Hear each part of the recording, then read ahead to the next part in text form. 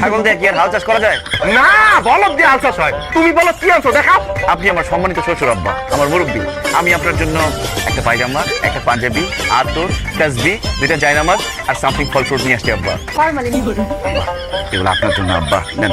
বাবা বাবা, আমার একদম কলজেটা ঠান্ডা হয়ে গেছে। আমি তুমি জানো আমি পায়জামা পাঞ্জাবি তো পরি, আর আমার জায়নামাজটা না পুরানো হয়ে গেছিল। খুব ভালো করছো, একটা নতুন জায়নামাজ তুমি আমার দিলা।